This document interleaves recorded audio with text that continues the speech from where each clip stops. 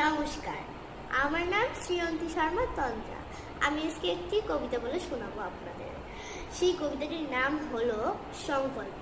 লিখেছেন কাজী নজরুল ইসলাম। থাকবো নাকো বদ্ধ ঘরে, দেখবো এবার জগৎটাকে, কেমন করে ঘুরছে মানুষ যুগান্তরের ঘূর্ণি পাকে।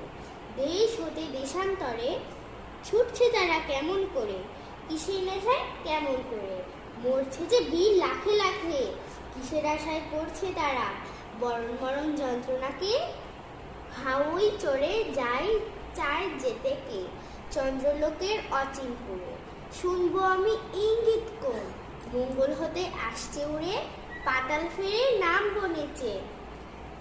উঠবো আবার আকাশ ফুঁড়ে, বিশ্বজগৎ দেখবো আমি আপন হাতের মুঠোয় পুরে।